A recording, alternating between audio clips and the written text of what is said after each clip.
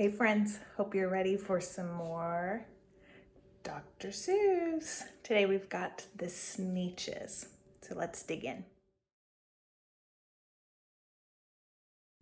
Now the Starbelly Sneetches had bellies with stars. The plain belly Sneetches had none upon theirs. Those stars weren't so big, they were really so small. You might think such a thing wouldn't matter at all.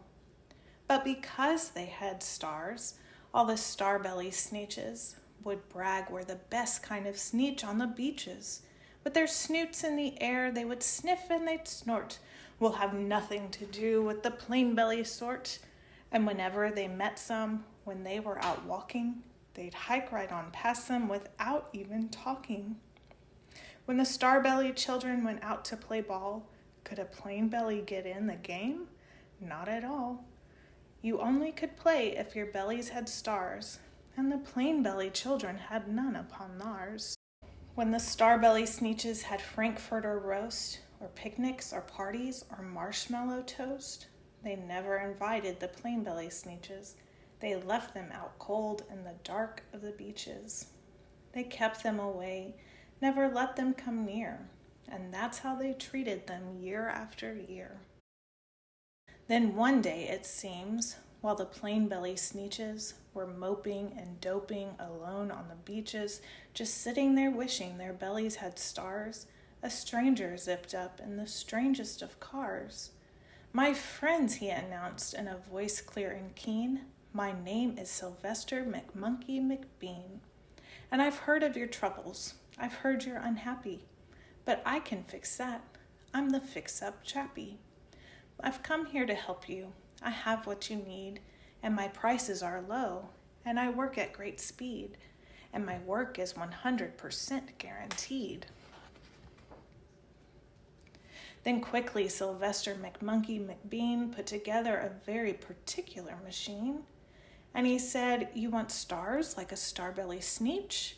My friends, you can have them for $3 each. Just pay me your money and hop right aboard." So they clambered inside, then the big machine roared, and it clonked, and it bonked, and it jerked, and it burked, and it bopped them about, but the thing really worked. When the plain belly Sneetches popped out, they had stars. They actually did. They had stars upon theirs. Then they yelled at the ones who had stars at the start, "We're exactly like you. You can't tell us apart. We're all just the same now, you snooty old smarties, and now we can go to your frankfurter parties." "Good grief," groaned the ones who had stars at the first. "We're still the best Sneetches, and they are the worst. But now how in the world will we know," they all frowned, "if which kind is what, or the other way around?" Then up came McBean with a very sly wink, and he said, "Things are not quite as bad as you think. So you don't know who's who. That is perfectly true. But come with me, friends. Do you know what I'll do? I'll make you, again, the best Sneetches on beaches, and all it will cost you is $10 eaches." "Belly stars are no longer in style," said McBean. "What you need is a trip through my star-off machine. This wondrous contraption will take off your stars, so you won't look like Sneetches who have them on theirs. And that handy machine, working very precisely, removed all the stars from their tummies quite nicely." Then with snoots in the air they paraded about, and they opened their beaks and they let out a shout. "We know who is who, now there isn't a doubt. The best kind of Sneetches are Sneetches without." And of course those with stars all got frightfully mad.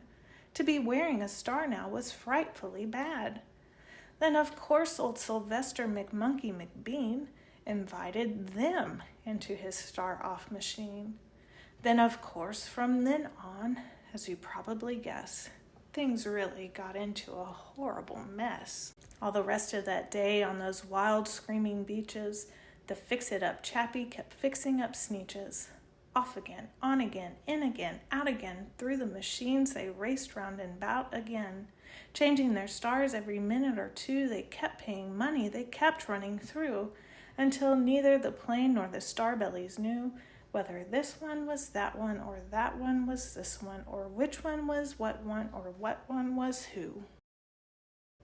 Then when every last cent of their money was spent, the fix-it-up chappie packed up and he went. And he laughed as he drove in his car up the beach. They never will learn. No, you can't teach a Sneetch. But McBean was quite wrong. I'm quite happy to say that Sneetches got really quite smart on that day. The day they decided that Sneetches are Sneetches, and no kind of Sneetch is the best on the beaches. That day all the Sneetches forgot about stars, and whether they had one or not upon theirs. The end. We'll see you Sunday.